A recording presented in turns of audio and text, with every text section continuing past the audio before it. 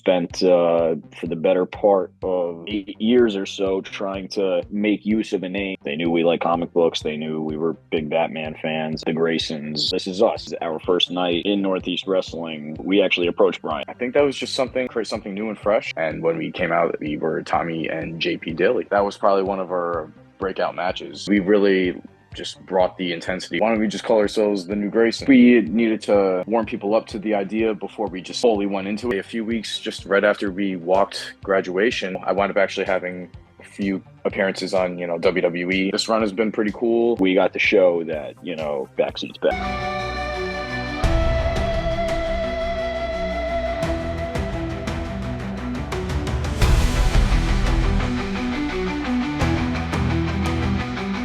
Ladies and gentlemen, hosted by Coach C, Chris Sanders, this is Best for Business.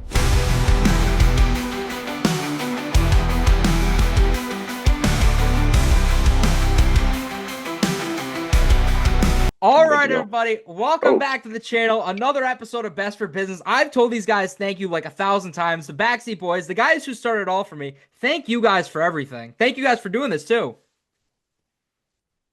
Oh man, it's a complete pleasure to be here, and just to hear us be referred to as the guys who got me started. It's like, number one, you're making me feel old as hell because I still remember, meeting you for the first time up in Rhode Island at XWA. But in the same context, it's also, it's very humbling to me. So I do appreciate that. Yeah. And It's also crazy to be called the Backseat Boyz when you knew us way before that. Yeah, when I first started going to shows, I went to an XWA. It was 2 wrestlers that are in your area, but then I left, and you guys were the first wrestlers I ever met. So it's crazy, especially all those years later, to call a match yours, which everyone tells me is probably the best match I'll ever call. And I literally think it was because you guys were in it. So once again, guys, thank you for everything. Oh, of course, man. We're happy to, once again, be able to give anybody the platform that we were honored and privileged to have been given in the first place. It's not, I'm sure you hear it all the time. It's not every day when you get to work with somebody who you once worked with when you were young and impressionable, but that stuff sticks with you as it did with us. So, again, it's full circle moment, man. Thank you guys so much for doing this. So I'm curious for you, when you start pro wrestling, I met you guys when I think I was 13 or 14 in middle school. So you guys were pretty fresh in wrestling. But originally, what was it about wrestling that made you guys want to get involved? And what was the journey to start? Well, as far as wanting us to, or what it was that inspired us to get involved and what it was that, encouraged us to want to pursue our dream was obviously just being fans of it our entire life. And growing up in New York, we weren't directly from New York City. We were from a suburb of New York City. So there was, I want to say, a very checkered scene by us. So we grew up with it in our presence, but not always at our disposal. So the entertainment that we grew up on, aside from, like what we saw on television with WWF and WWE, was the stuff, very early CCW, very early, very early JCW. And that sort of is what led us to, discover the independence and whatnot, video games like Backyard Wrestling and, Def Jam Fight for New York and stuff. That was more or less the stuff that spoke to us.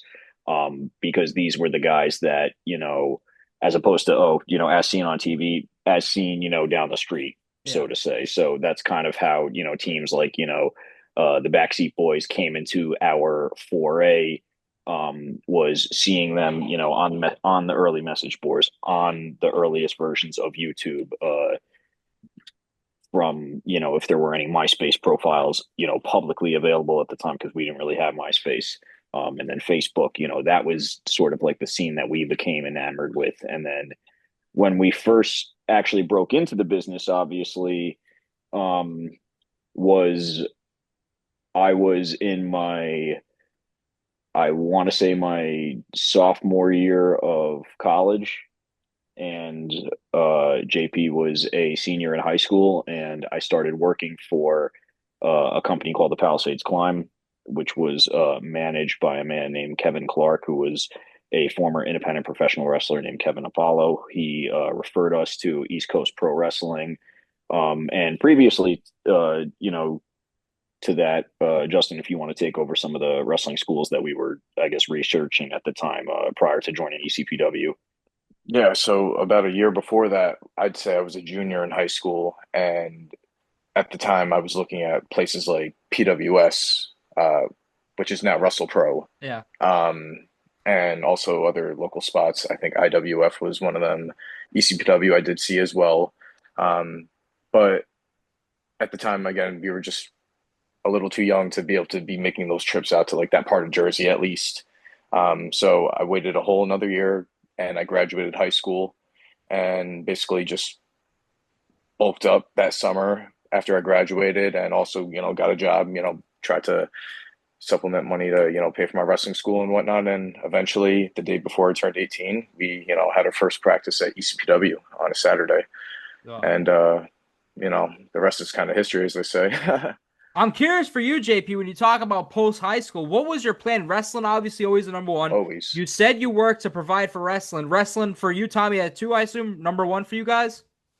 Yeah, I mean, I did my first 2 years at community college just because I wanted to just have that background of being able to work, on my own. I worked like 10 years of retail literally before the pandemic, but that's the story we'll get to a little bit later. But much like him, I had jobs all throughout college, just trying to support myself in any way that I can. And I was also looking into wrestling schools, but because I had just entered college at the time, I wanted to just take it a little bit out of a time and, didn't want to rush directly into that. And on top of that, I wasn't necessarily sure that I could handle, you know, just college and wrestling at that point.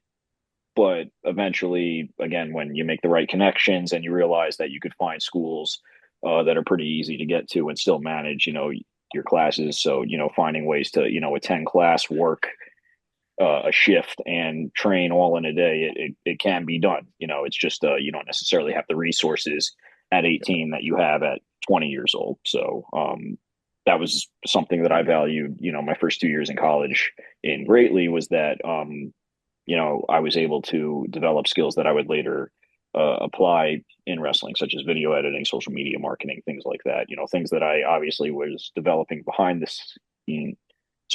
scenes, but had really kicked into high gear my first 2 years in college. And then, like I said, met Kevin, and the rest is, shall we say, history.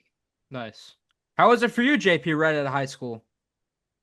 Well, again, from the moment I started wrestling, I also started college, that same week. So I guess, as they say, have like a 5-year plan. So I guess I made it a goal to maybe at some point, or hopefully, let's say in that time frame, maybe do something with WWE or some sort of promotion on television.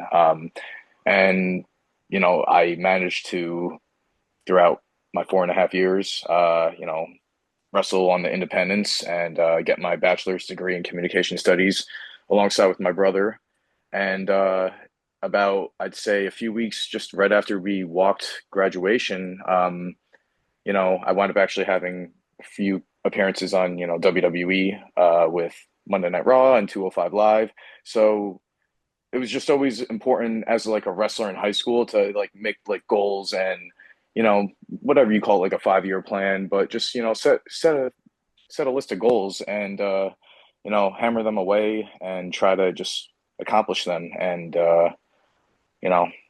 little things like that, I just, tried, using to motivate me. You know what I mean? Yeah, absolutely. So when you talk early in your career and accomplishing, for you guys, I'm a complete mark. I've told you guys that numerous times. You originally start off as the Amazing Graysons.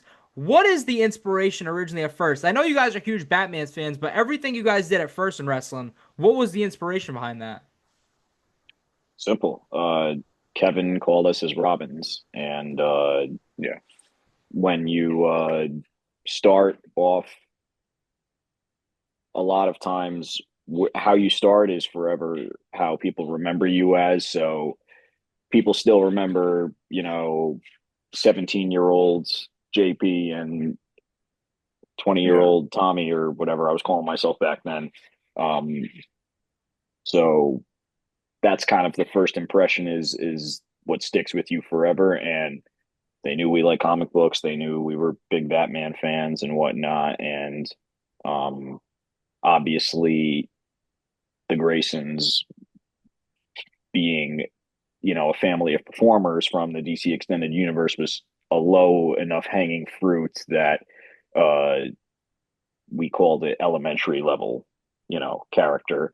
So we took just to avoid, and again, to this day, people will say, "Are you guys the Flying Graysons or whatever?" Because that's what people were calling us.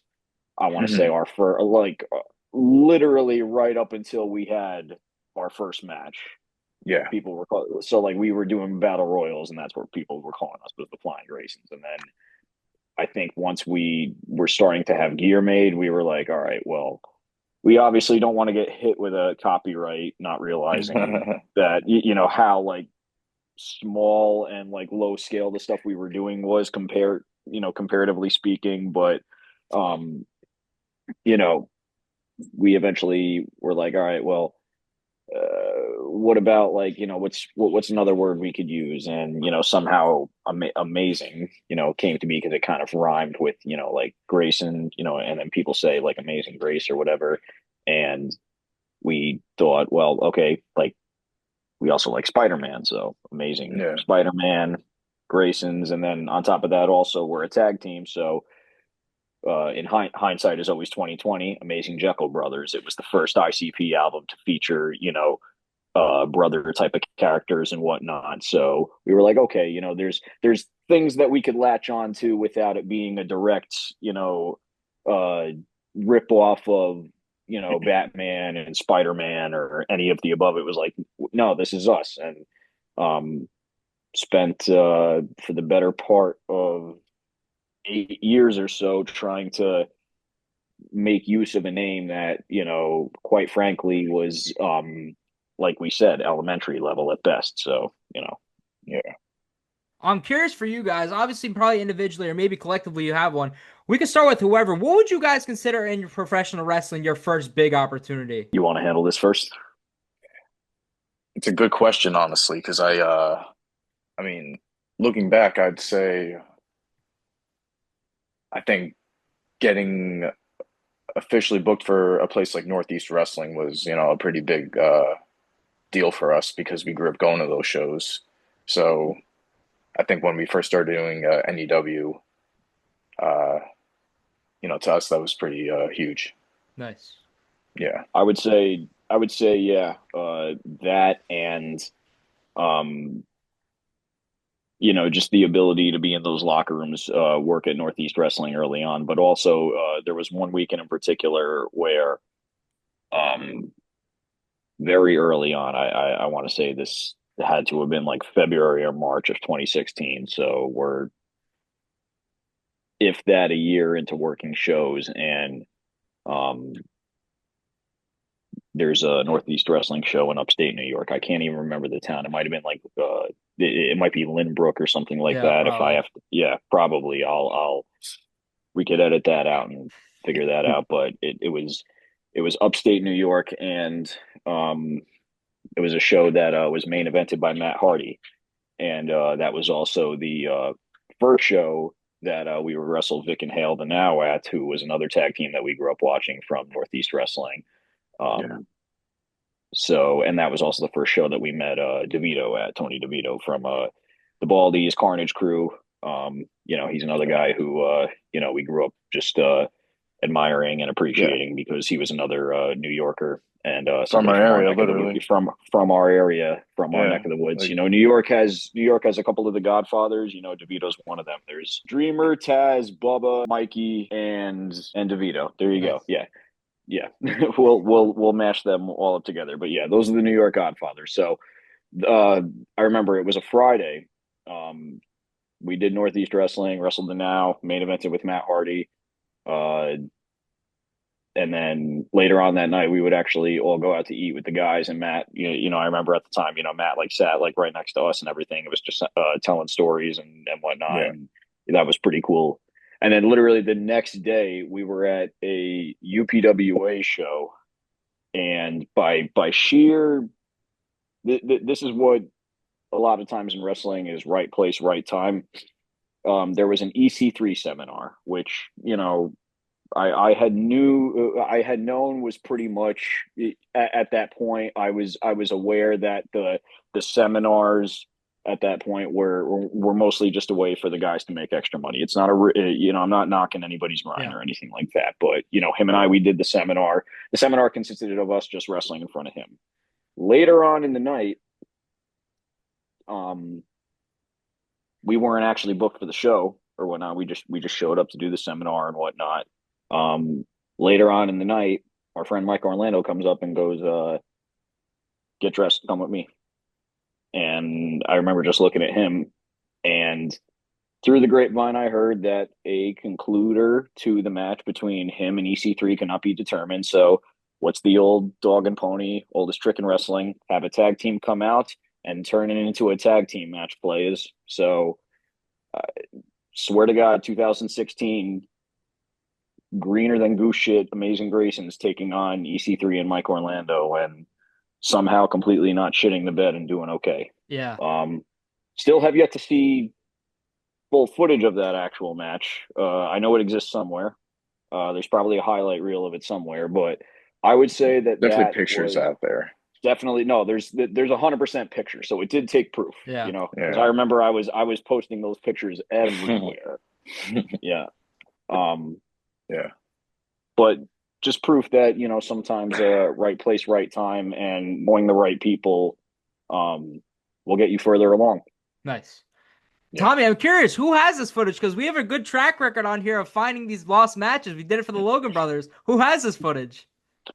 Let's find out. The promotion was UPWA. Okay. So they run shows in North Carolina, and then every now and then they come out here in New Jersey. I'll do some digging. I'll reach out to some people. I'll see if I can pull a few strings.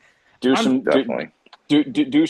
I'm sure good old Donald Brower has that DVD floating around somewhere, and would be happy to. So the first Donnie B I knew in wrestling, I can't believe I'm even comparing you to it's scary to say that. Yeah, but Donald Brower, if you have this footage, I need this footage. Thank you.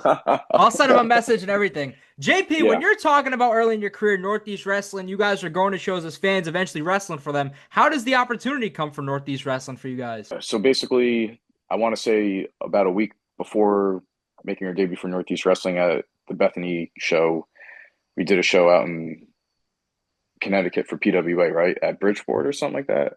It was somewhere in Connecticut. It was at the old PWA Academy, and Wrecking Ball Legursky had come from that school.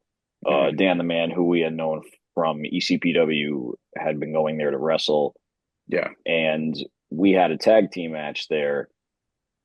And I guess Wrecking Ball was going to be making his debut at Northeast Wrestling. And we had already met him at PWA. Mm-hmm. Dan the Man, from what I understand, was put in charge with finding Wrecking Ball's opponents. This is just something that happens in wrestling a lot. Promoters will talk to veteran wrestlers if they need jobbers, or if they need talent for a show. They'll try and find somebody. And I think what had happened was either Dan or Wrecking Ball were trying to send some of the PWA guys, and they saw our picture. And from just being on the show, either highlights. They either saw pictures or highlights from us. No, it was the stare down pose. It was you and I doing the fighting stance, and I guess you and I just this is the hot when stuff we were on. using we had the hot stuff on, and this is when I had my blowout hair.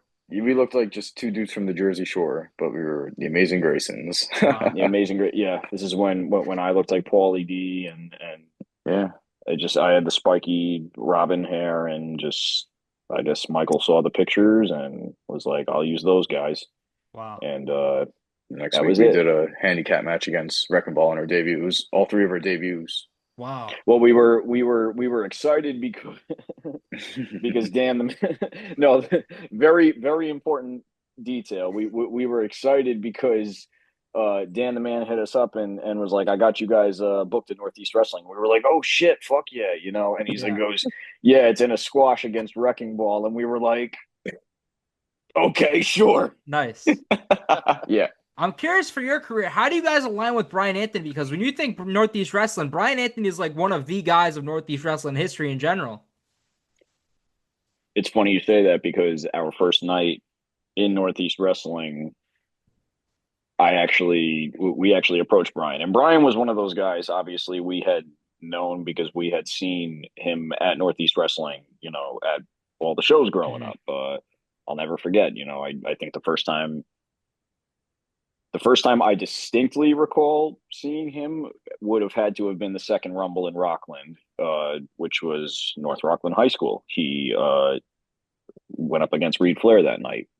So, um, and then in addition to that, even right before we broke in, we saw him at another Northeast Wrestling show that, ironically enough, also had Matt Hardy and Caleb Conley as the main event over in Spring Valley. So when we finally got to work with Brian, we had, seen him. And one of the things that we did early on in our career was we asked advice for people. And we approached Brian and, said, "Hey, I don't know if you know us, we were, so and so. And, we came to a bunch of the shows that you did in Rockland growing up." And Brian, of course, has a phenomenal memory, just like us.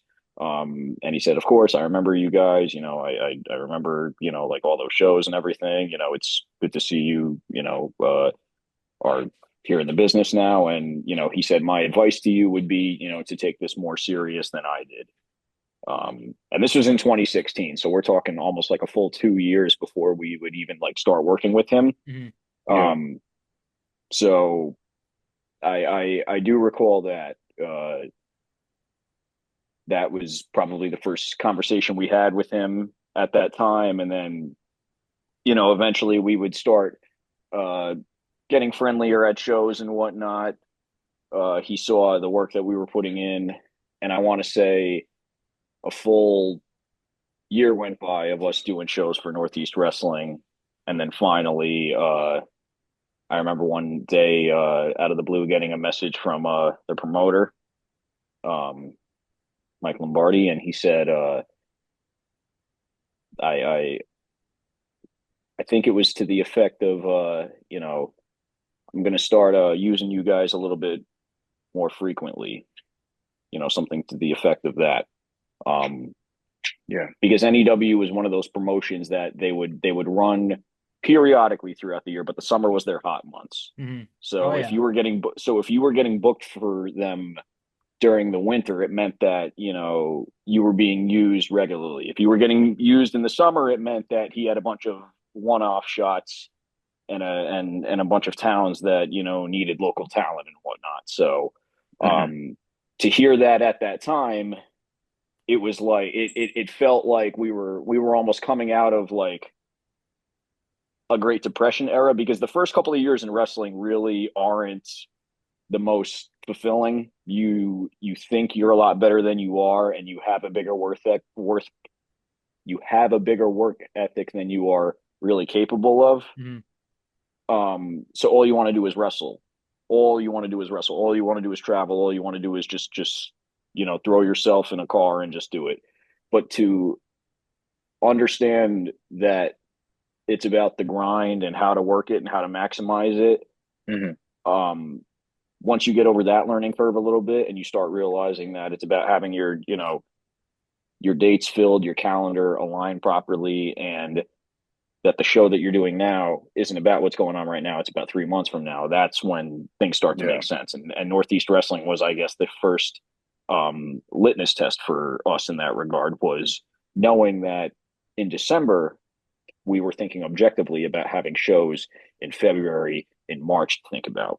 Nice. Yeah. Well, JP, I'm curious, when you talk Northeast Wrestling, there's a lot of people that stand out. King Brian Anthony is one of them, but another one, he's still killing them Northeast when they run, Jared. So how does the trust fund happen for you guys? Uh, hmm. Well, I want to say that happened during, would it be pandemic, right? Yeah, I think so, because they're doing those studio shows at XWA Okay, yeah. at first, So yeah.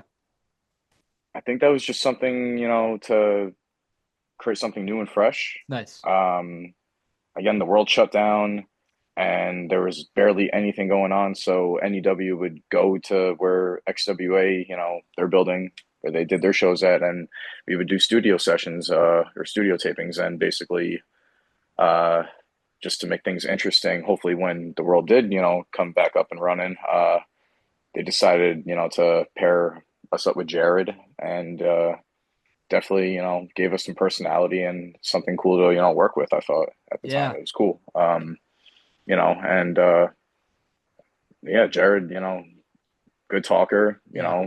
good mouthpiece. And Tommy, I'm curious for you. You mentioned it, getting to wrestle the Hardys later on. You talk about originally going and watching Matt Hardy. The fact that you guys get to wrestle in the main event of that show, I believe, but teaming with Channing against Private Party and Hardy, that must have been a full circle moment for you guys. And the fact that it happened twice, Wow. that meant the world to me. The Six Flags match in particular, I was really, really excited about just because, Hmm. as a kid growing up, you know, in that particular area, that was when they would do the Batman and Robin reenactments. That ironically enough, I went screaming from because I hate fireworks, but Wow. that's again another story for another podcast. But I digress. It was really important because it felt like finally we were being given an opportunity for us to showcase what we could actually do at Northeast Wrestling with somebody that, had inspired us to wrestle in the first place. And Private Party, obviously, there's that built in history. We've had a rivalry with them that dates back to 2017 from Pro Wrestling Magic. So, again, it was like a full circle moment. Having Jared there, having Channing there was awesome. Yeah. Getting a "This is awesome" chant in the middle of Six Flags is something that I'll never forget. Mhm. Um, and then again, being able to just run it back the second time. The second time I really appreciated was because we actually got to ride with Matt Hardy that day. We did a signing earlier in the day in Jersey, and Hmm. we actually got to ride with him in the car to and from the show on the way back. Eddie Kingston hopped in. He was working the show also, and we're tight with Eddie like that. So, but yeah, just getting to pick Matt's brain and kind of just more or less get his idea for um not only just what he saw in us but what he saw in tag team wrestling in general. It was refreshing. A lot of times they say don't meet your heroes. I've been fortunate enough that Matt being one of my heroes is always a pleasure. As a fan, as a worker, I've never been uh rubbed the wrong way or felt like, he didn't come ready to work and give. He always came ready to work and give in a locker room, and he did every single time. So it was really cool to be able to do that. JP, is there something specific you think you learned from Hardy, a lesson or anything? Especially him getting in the business with his brother and you guys having that dynamic also?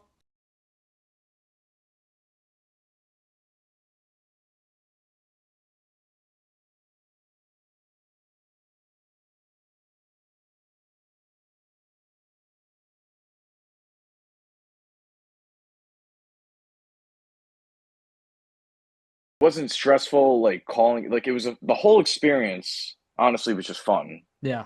You know what I mean?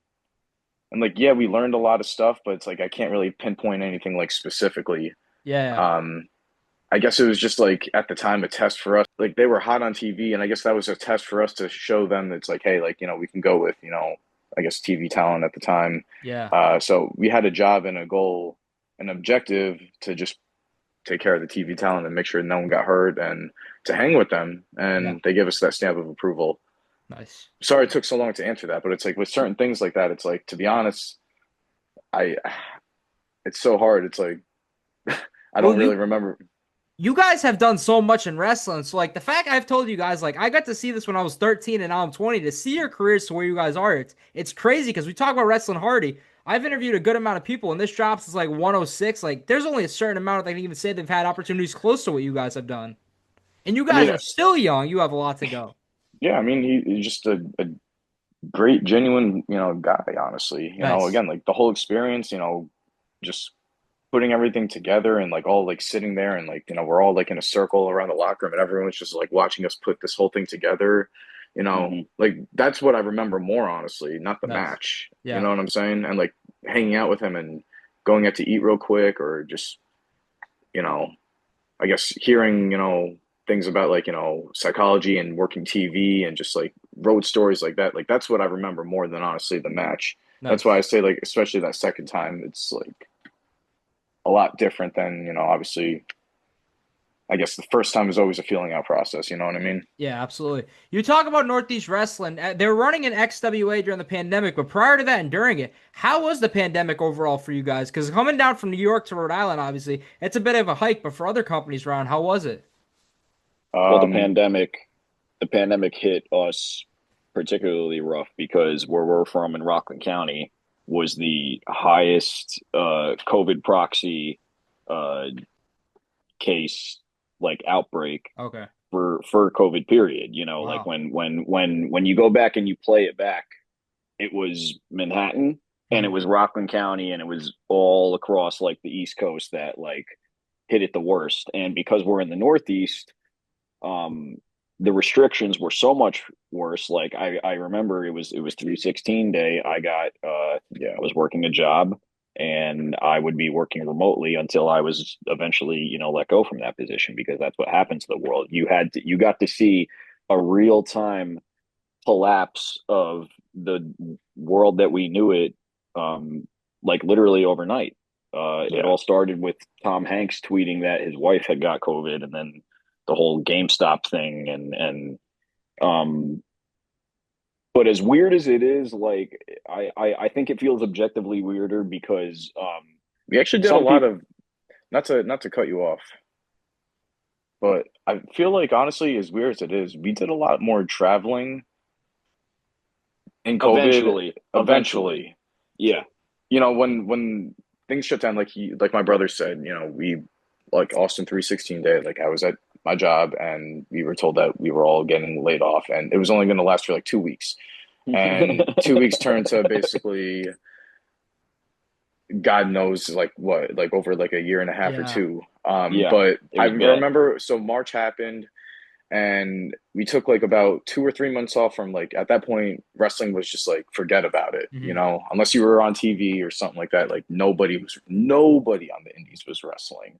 Nobody. Um, and or then or or there were people that were breaking those restrictions because they didn't have any, yeah, and but then there were people that were, wrestling, against restrictions and whatnot. So we yeah, were not we were not objectively out there breaking rules that hadn't quite been yeah. established yet. But So, I remember we took like about 3, almost 4 months off from training in general, and then we went to Worldwide Dojo for a session to just try to like get a workout and get the rust off and just have some sense of, like we need to hit the gym, work out, you know what I mean? Like gyms were closed, so things were under the radar, slowly starting to open back up because everyone just had enough of it by the summer, I remember. And yeah. at the time also, we were training with you know, Team Adams. They were still running classes. By the summer, I think classes were starting to open up at certain places. Um, Hmm. Obviously limited numbers and whatnot. But we were just, at that point over the summer training. And I want to say by the fall, WrestlePro was doing shows outside. So we did a few of those. And we even had matches with guys like Joey Janelle and Brian Myers. Uh, won the WrestlePro tag titles on one of those shows as well. So again, just trying to make the most of like whatever's going on, during this pandemic. But by that fall, it was thinking that, again, by March, like the world just shut down. We didn't know by like that fall we were going to go to places like Alaska. Right. Like I remember before like the end of that year, we were going to places like Alaska and Florida just to wrestle because nowhere was running in New York, Jersey, or anywhere in the tri-state, barely. So it got to the point where as long as we still wanted to wrestle,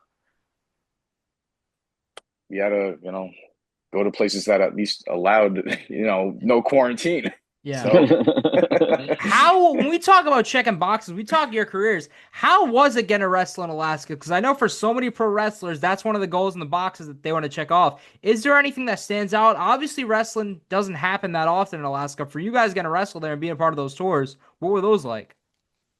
Well, it was cool for us because, again, it was a litmus test for us. We had never been out there. They had never seen us. And the first time we're out there, we're wrestling Falaba in a handicap match.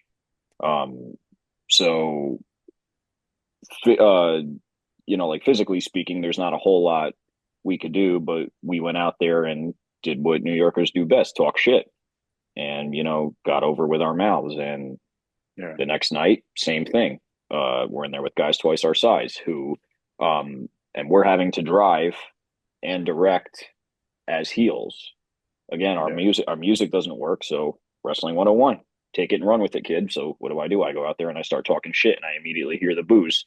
And it occurred to me that that's how you challenge yourself in wrestling, going out there and wrestling in Alaska in a place that, we had never been, they had never seen us, and they hadn't even seen wrestling like that probably in over 5 to 10 years, if that, maybe even more, because in front of them, that is in front of them. Yeah. As far as like live events over there, like WWE had barely gotten there. I don't think they've even been there since. But there's very few, like a market like Alaska, there's like nothing going on out there at the time.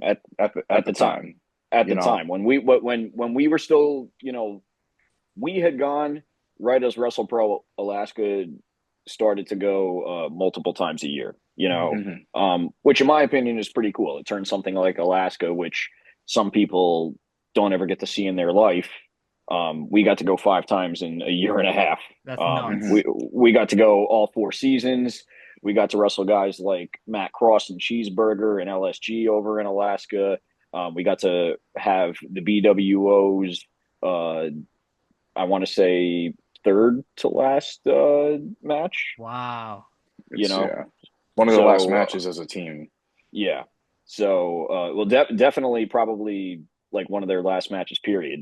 Definitely one of Nova's final matches. And now to think that they have a school out there in Anchorage called the 907 Wrestling Academy. We got to have it's a full scene. Yeah, there's an entire scene with over 30, trainees.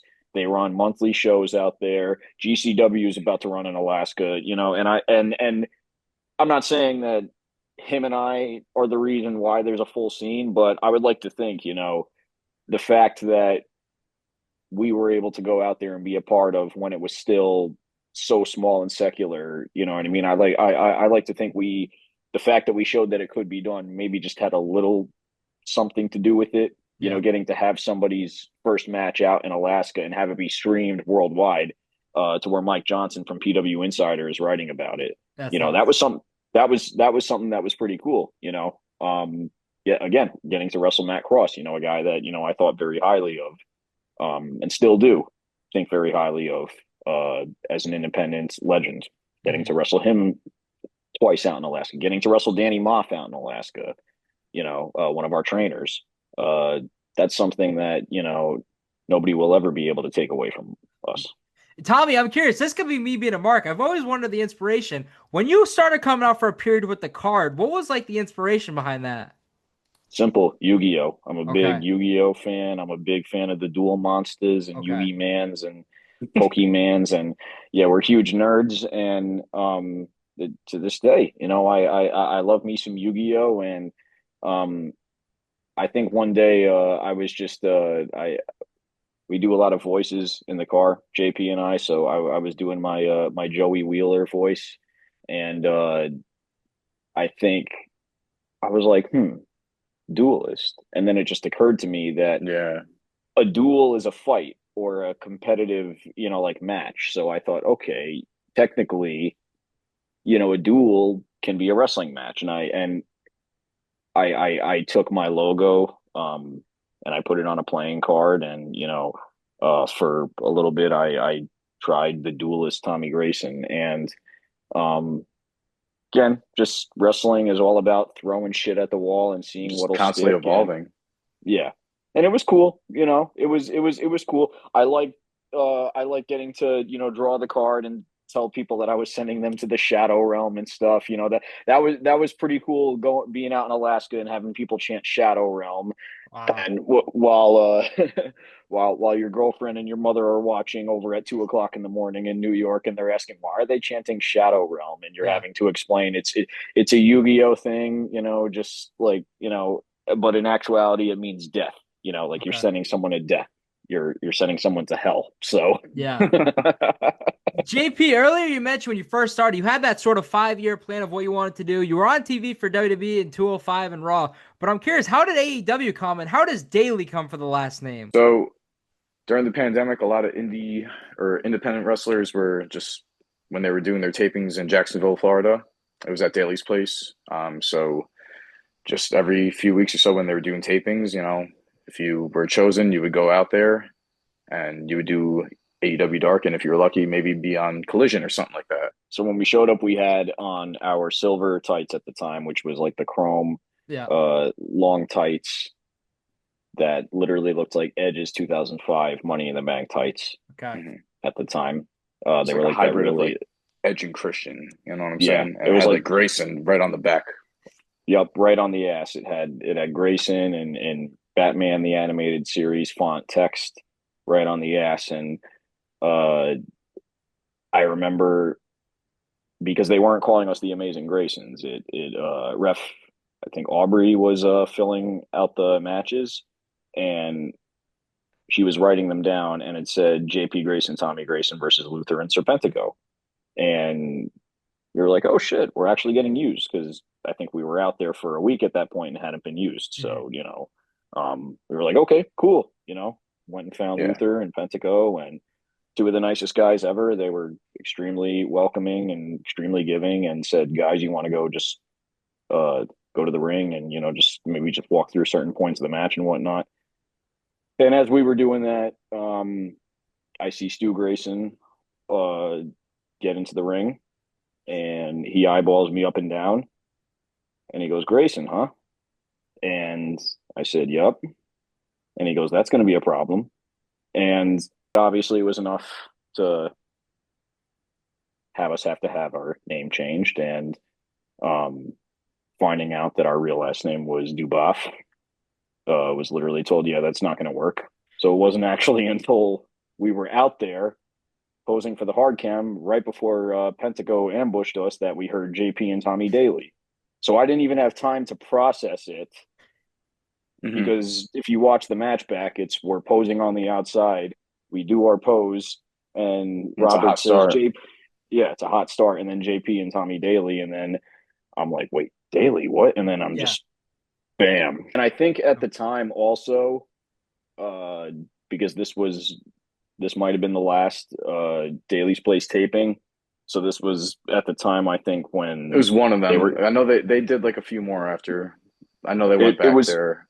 It was one of the last tapings. I know that. And I know that at the time they were getting a bunch of write-ups on YouTube and everything, or blogs. And I know that at the time somebody put up an angry video saying that, something to the effect of like, this is just a terrible pun, because they're just, like, he said something to the effect of like, oh, this is clearly Daily on Daily Crime or something, and made like a stupid face or something, and then like kept going to like just one of those YouTubers who just like was burying the whole card, and I was just like, all right, whatever. So well, at least you guys were talked about in some aspect.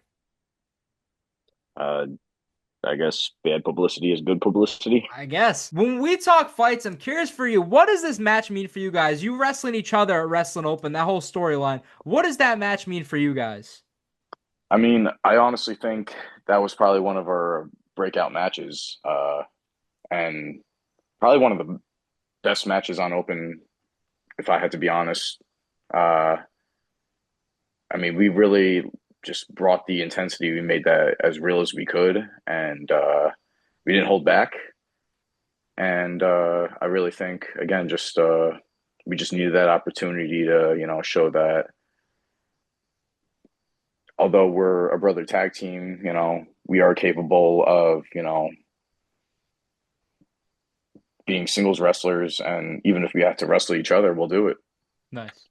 Yeah, brother matches are not something people either love them or hate them, and they're either good or they're bad.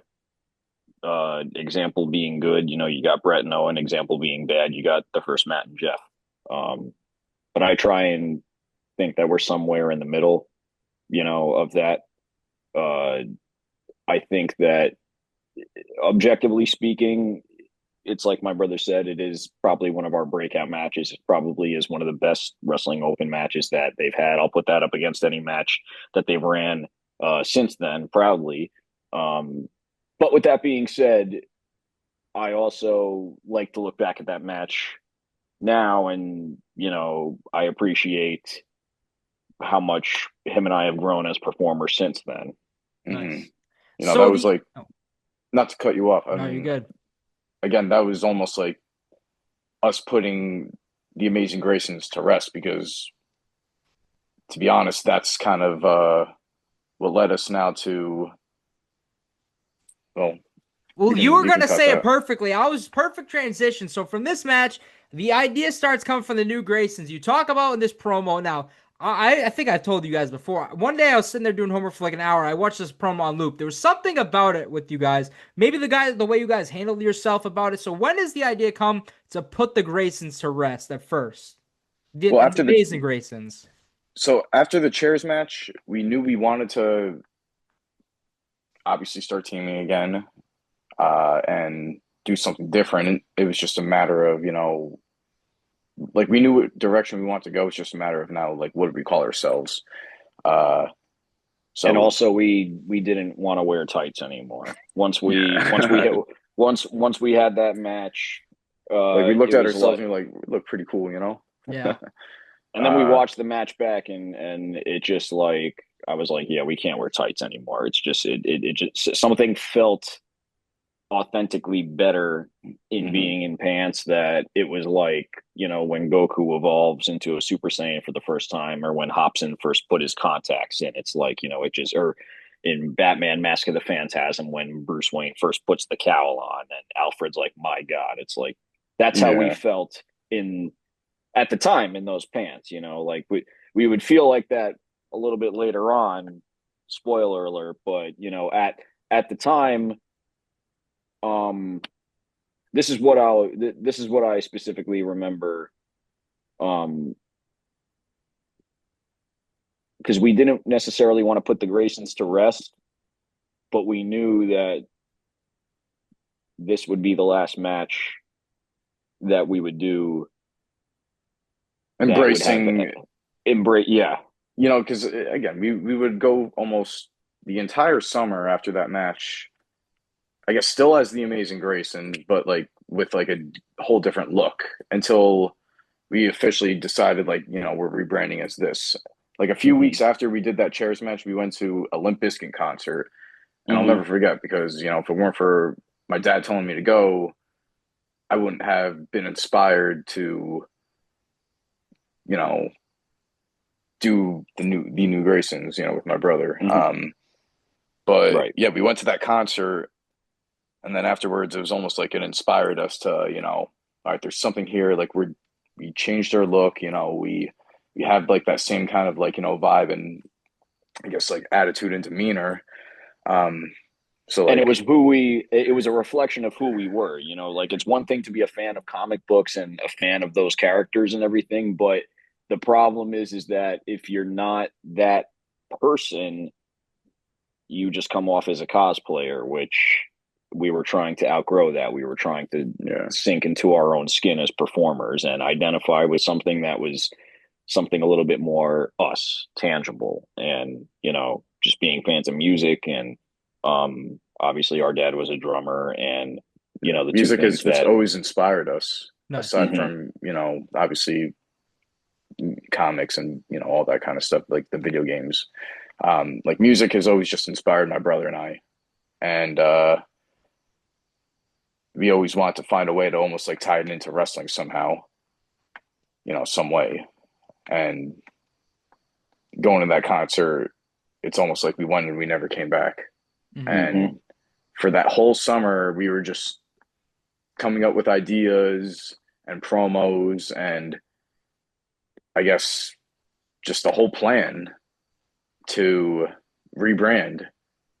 And we were just listening to, a lot of different albums on the way to shows and stuff like that, specifically nu metal or like post grunge and stuff like that. And I look at my brother one day and I'm like, nu metal, like NU.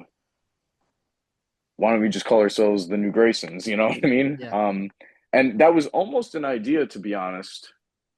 NEW, I mean, when I guess the King's Core was finished up and we were still just floating around at Northeast Wrestling, they wanted to bring us back as the NEW Graysons, which was kind of funny. It was a joke. See, but, I never knew about that. I never heard about that.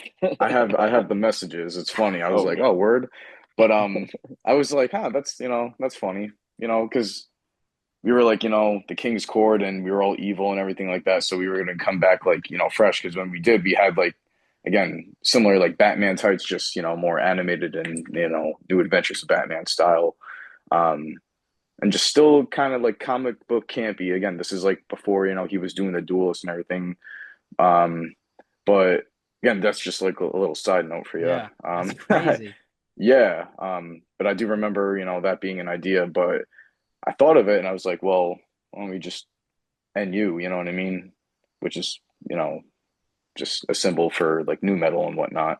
Yeah. So it kind of hit us and we were like, why don't we just call ourselves the Nü Graysons? And I want to say by the end of August, we thought it'd be pretty neat to kind of fake a little retirement. So we put like a whole post out and a whole message just saying that, we've hit a brick wall and we don't feel inspired or motivated anymore, and we've done as much as we could. So I think it almost looked like if you knew us, you knew that we were working. But some people really, really got worked, and some people really called us and texted us and was like, you guys aren't quitting or retiring. No way. We got a whole bunch of people hitting us up. And then a few days after that, you dropped that Nü Graysons vignette. So I gotta ask. So Tommy, there's something I've been wanting to text you, but I figured I would ask you here. There's not a lot of names you guys mentioned in that promo, but there was two names you mentioned. You guys talked about you were watching a lot of Backseat Boyz. So at this time, was meeting Johnny Kashmere even happen, or you guys just said it because you're watching the Backseats? Because it's crazy when I was watching it back to see what you guys have done with Johnny. So all right. So what you're talking about is you're talking about the 5-minute documentary. Yeah, the one Jay George made. Yeah. Right. Well, yeah. Well, so we dropped a few vignettes. We dropped a few vignettes. We dropped the first one, which was us burning the stuff in the fire pits outside of Letchworth and us announcing that we were the Nü Graysons. Later on, we filmed that shoot interview thing, and I yes, I had said that we had been watching a lot of Backseat Boyz. So what I could recall about this time is there was so previously we had mentioned Nova, and having his retirement. So we worked. This was all around the same time, leading up to Contest of Champions. Between 2021 and 2022, my brother and I had formed a close rapport with the Bucci brothers, Nova, WWE Simon Dean, and big '80s Donnie B, Don Bucci, the original manager of the Backseat Boys, and they were the ones who sort of were telling us, "You guys have it. There's something there. You need to figure out a different character. I don't know what it is yet." Donnie was actually the one who you know, was trying to help us come up with promo ideas and stuff that we should be doing and whatnot, as a brother tag team. And he had known that Johnny had long been out of the business. I think I had Johnny on Facebook at that point, but Johnny was on and off social media, because I know for a number of years he was studying to become a priest, and I believe he went off social media for a while. So we hadn't really been in contact like that or anything. I didn't know Johnny personally. I was just we were just fans of his and whatnot because we were fans of Johnny and Trent. Once I want to say we were going over ideas about rebranding, and this is before we settled on the Nü Graysons, and before we did the Nü Graysons, or settled on that rather, I know we had like a group chat with both Nova and Donnie B, and they knew how much of a fan like that we were of, Johnny and Trent. So I did want to say we had the Nü Graysons in mind, but I know around the same time we were like, what about the Nü Backseatz? Because I was also, or the Backseat Bros or something like that. Something like that, yeah. Something involving the word backseat. And I think Donnie liked it, but I think Nova was like, no, Trent's dead. It's gonna draw the wrong type of attention. But I think especially what that if did, we didn't know Johnny like that. Especially if we didn't know Johnny like that, yeah. Like, but it's crazy because like, what were we gonna say? No, you well, no, like months before this all happened, we were just studying the Backseat Boys like crazy. Okay. I even asked my brothers, like, why don't we actually do like silver pants before even going into the Backseats? I even mentioned that to him. He's like, we can probably even make it a little different. So it was always like, it was almost like we manifested this in some sort of way. Like, right. I know that's what I was going to say was us talking to the Buccis. I feel like Johnny sort of like came at our doorstep. Yeah, this story is crazy. He comes to a show, he meets you, and he tells me on the pod of anyone on this show, you guys stood out. So when does the ball start rolling of getting him back in the and next day yourselves? The next the exact literally moment that show. Because he just came to watch the show.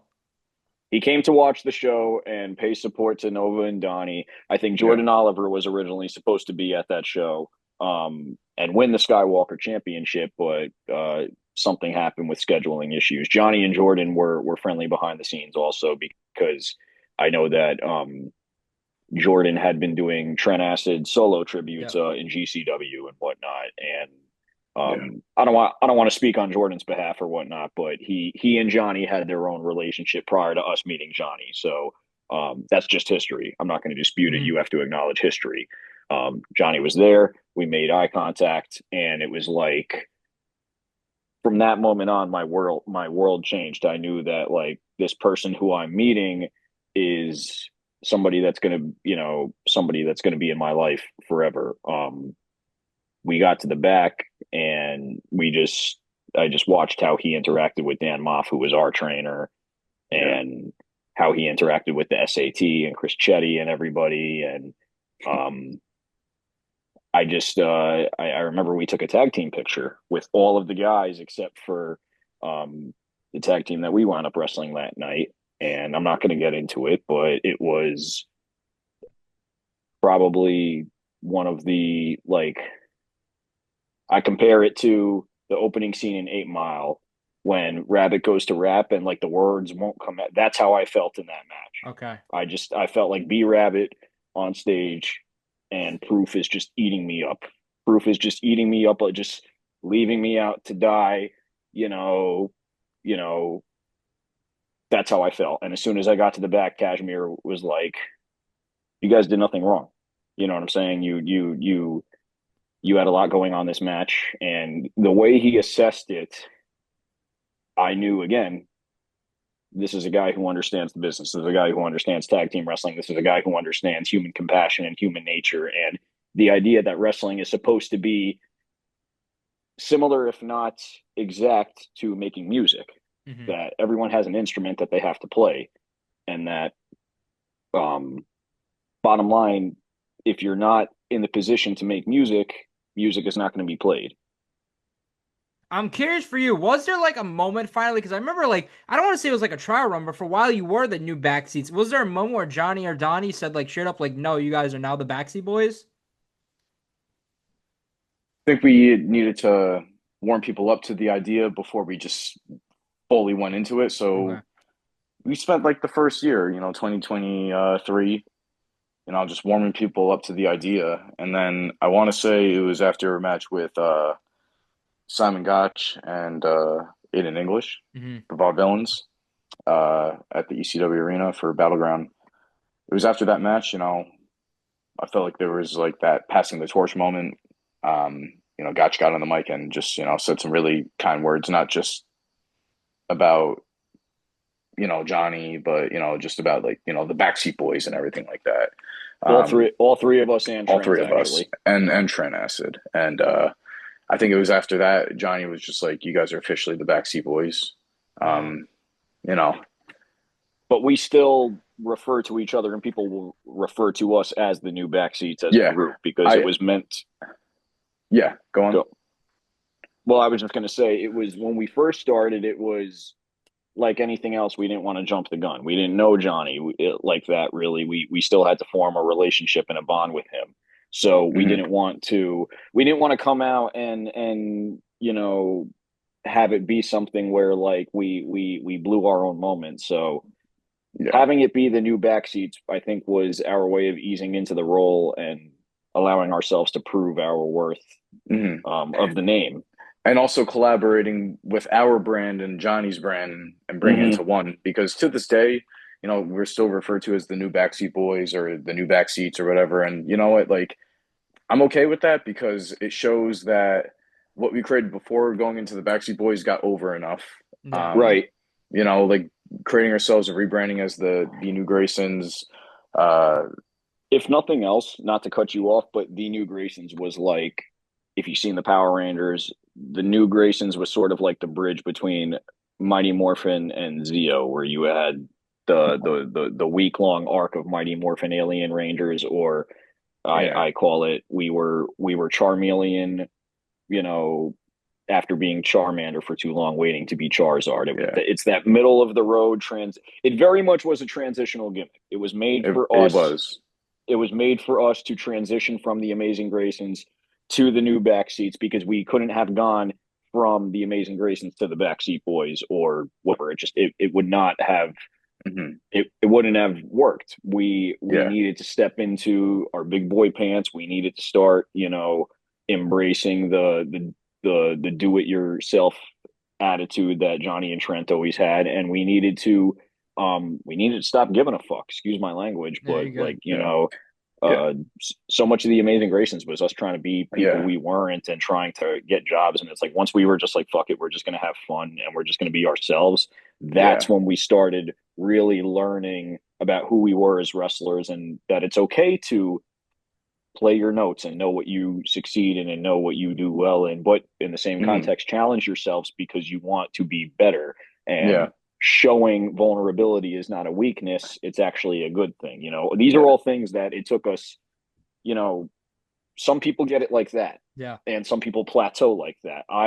Him and I, we might as well have hiked up a mountain in a blizzard the way we learned. But when we finally cleared the storm, you know what I mean? And that snowmobile came and took us to the top, it's like, forget about it. And that's what becoming the Nü Graysons was. It allowed us to learn in real time, yay, nay. Yeah. For what we're doing, what's not working. And that all came with us having the chairs match because, again, us not having to worry about, are these tights going to rip?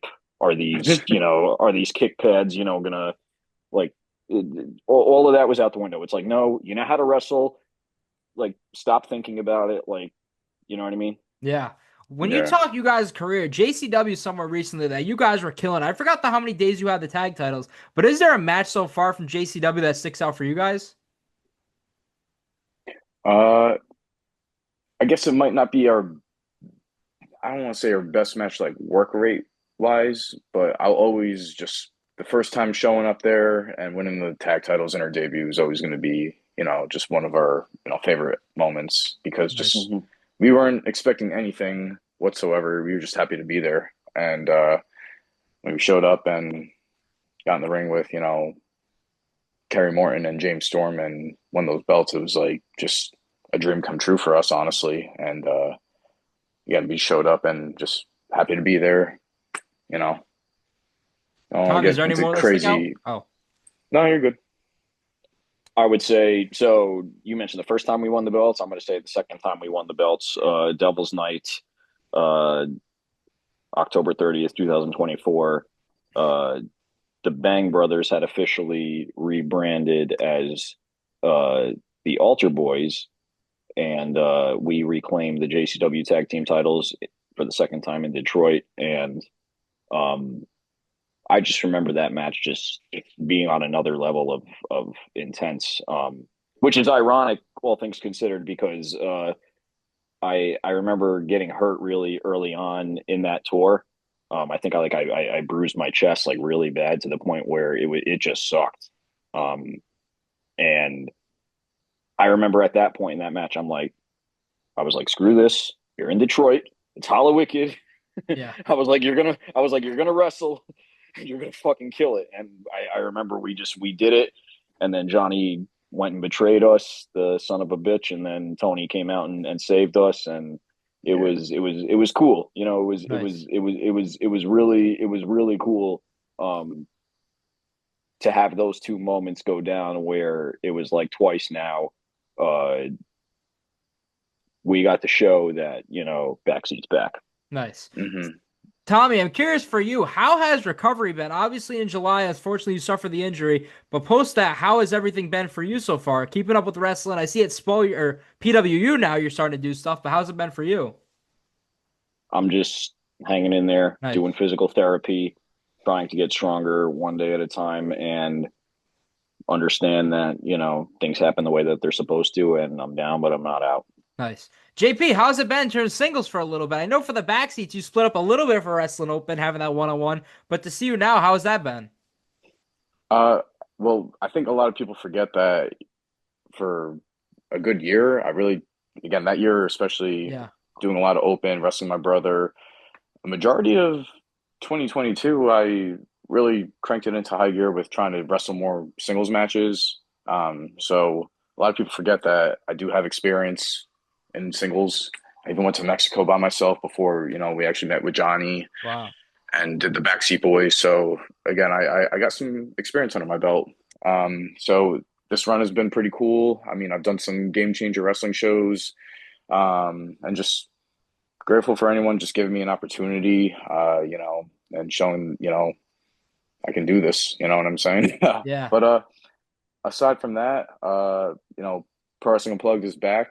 I had a match with Johnny, which I can't deny. I mean, that's probably one of the best matches I've probably ever had. Nice. I thought that was just a lot of fun, and it reignited that flame, that was, kind of going at it, I thought at one point. When my brother got hurt, I really felt that pain too.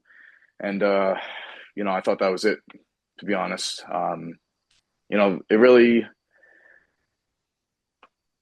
I mean, this business, you can go from, being at the top or, things can just change like that. It's very topsy-turvy, you know what I mean? Yeah. We had so much momentum going, and, I would say on record, this was probably the easiest year so far in our career, is what I'm trying to say. I apologize. Wow.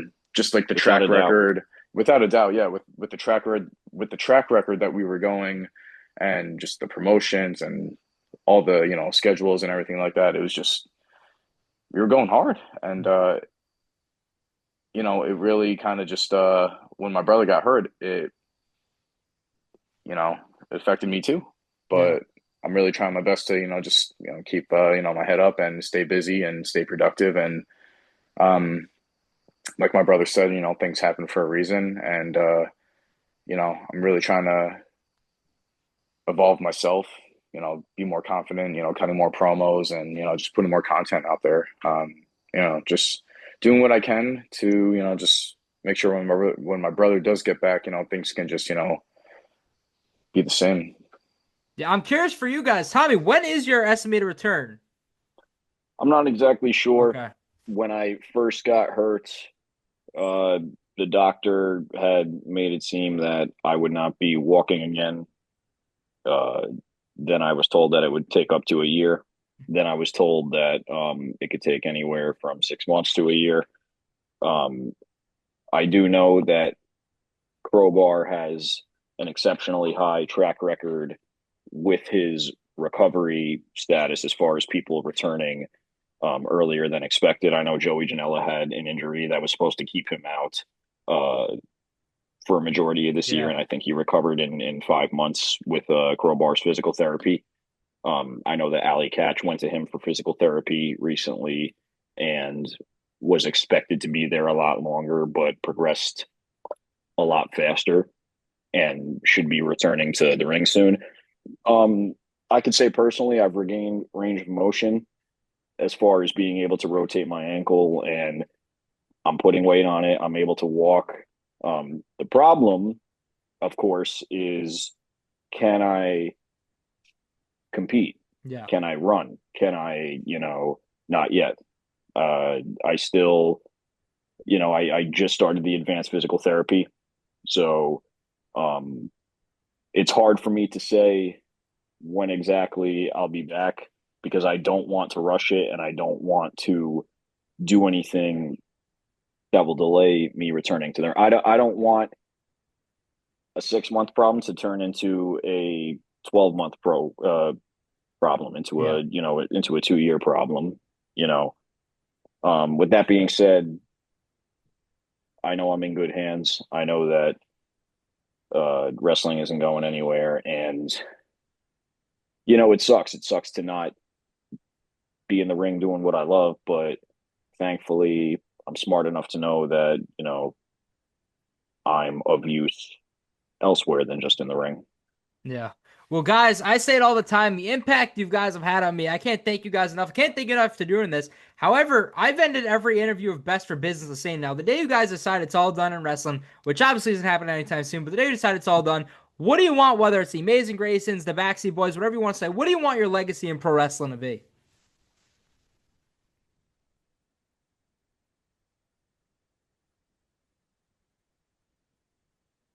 I want to just be known for doing backseat business. Nice.